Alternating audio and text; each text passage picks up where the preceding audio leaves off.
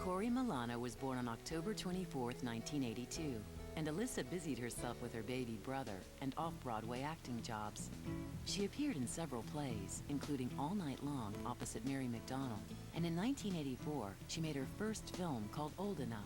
But Alyssa didn't care whether it was film or theater, as long as she got to act. I could barely read, but I would break down my character. It just came really naturally to me. I knew what to do. And at this point, like, the more challenging the work was, the more exciting I got. And I loved it.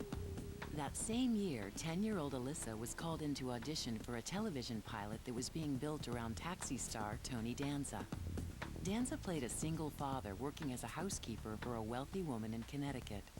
The show was called Who's the Boss? And Alyssa seemed like the perfect choice to play Danza's daughter, Samantha.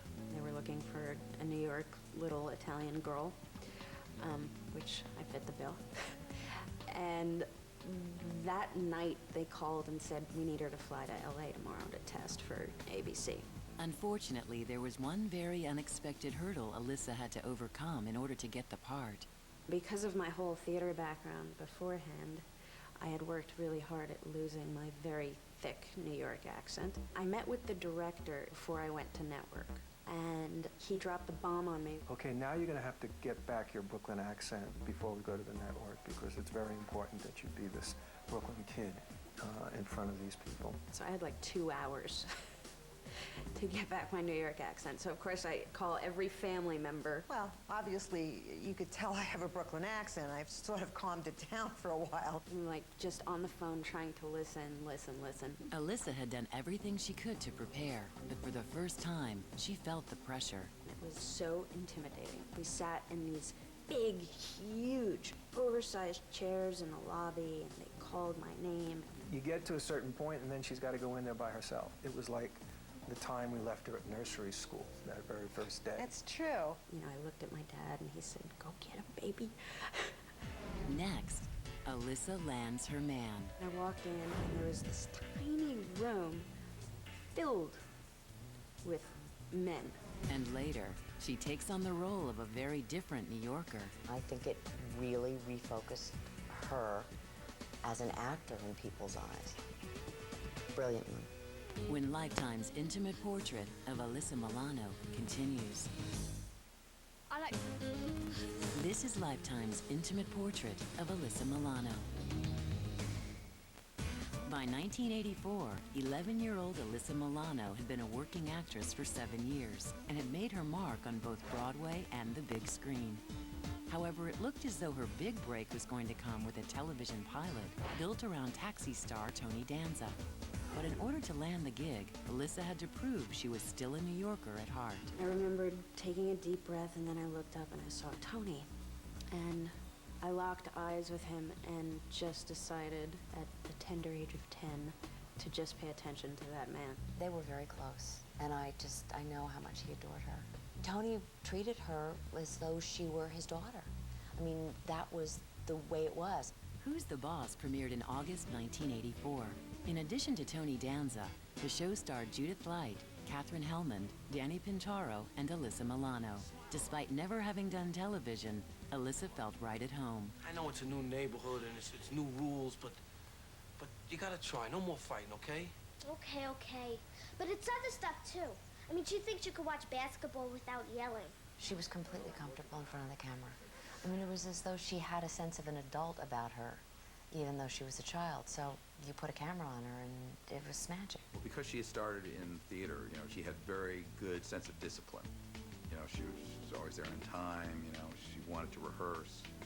She wanted to be good, you know, and she was a real pro. We had rehearsal process and then performed in front of a live studio audience, so that was nothing different than, you know, what I'd been doing. I don't remember being freaked out. I remember having a really good time. What are you supposed to do for fun? Oh, come on, Sam. You can have fun. You just gotta keep a lid on it. I don't have to keep a lid on for her. She's not my mother. You are. I mean, how many 10-year-old kids really have a kind of sense of comic timing that you saw all the way through, all the way through Who's the Boss, but particularly in the beginning? During the first season, Alyssa spent time in Los Angeles with her father, while Lynn and Corey remained in New York.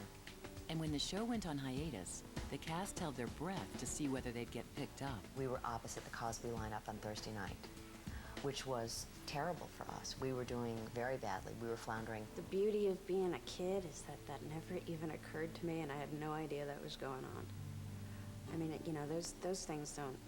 If you're having fun, you're happy as a kid. You don't have to worry about the business aspect of it, you know, which I didn't. Who's the Boss was not only picked up, but became a hit during its second season, and the Milanos decided to make Los Angeles their permanent home. In 1985, Alyssa returned to feature films when she was cast as Arnold Schwarzenegger's kidnapped daughter in Commando. It was great. There were moments that were really scary because, you know, there were a lot of guns in that movie, and I was 12 years old, and that freaked me out a little bit. But I remember having a really great time with Arnold. The way he was able to just scoop me up at any given moment, throw me around. By the time she was 13, Alyssa Milano was certainly a star. Who's the Boss was entering its third season, and Alyssa was known all over the country for her sassy portrayal of Sam Maselli. Dad, I'll spend time with you tomorrow. Oh, no, can't tomorrow. How about Sunday? Oops, no, not then either. We'll keep in touch. I tuned in to watch Tony, and then I saw her. I wasn't expecting to see her. And I mean, she was a kid, but obviously she had a tremendous amount of talent, and it was very easy to fall in love with this precocious little kid. Her appeal was so broad that she made her own exercise video and began writing an advice column for teens. Walt Disney Pictures actually used a photo of Alyssa as the model for their animated character Ariel in The Little Mermaid. However, the young actress always managed to take her stardom in stride. She didn't allow herself to get swayed by her celebrity. I know she loved it, I know she felt good about it, and I know she felt good about herself, but it was never predominant for her. But you have to understand, like, I lived a very sheltered, cocooned life because I didn't go to school, and I worked all day, and I came to my parents' house at night, and that was pretty much it. She'd come home at night and dinner would be on the table and we'd be sort of a normal family and she would help me with the dishes. I think that was a very important thing. I think not treating her like she was a celebrity in our family was a big thing. The popularity of Commando overseas gave Alyssa an unexpected opportunity to spread her wings creatively when a Japanese record company offered her a 5-record deal in 1989.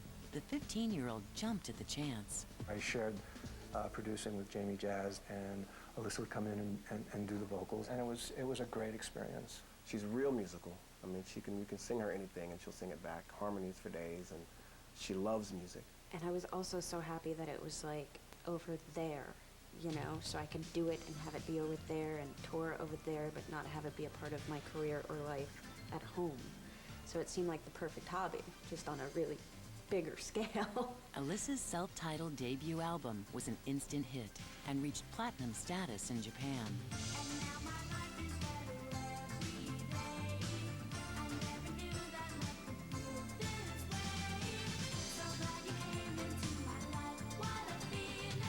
I went with her on our first trip to Tokyo, and we got off the plane, and you would think that we were the Beatles. The crowds and the kids and the chasing the limo. I mean, it was really out of a hard day's night. I performed live all over Asia, yeah, which was terrifying, but good for me, you know. I remember going out on stage and singing, and all of a sudden, after the first verse, I turn around, and there's like a gang of like 25 dancers with full-on choreography dancing to my song. Maybe someone wanted to warn me about the Funky Bunch back there, like, what's going on? For the music video of the single What a Feeling, she decided to get her brother into the act. First time I'd ever been on a conveyor belt, like a treadmill. It was like 12 feet long, and had me playing this toy saxophone, and had this like mullet haircut. I remember having a great time doing that. We were always able to keep the family involved. It was always so much fun. We would find these outside projects to do so we could all get in there and have some fun. I did 4 albums. I think the last one was when I was like 17 or 18. And I have a best of. How many people could say that?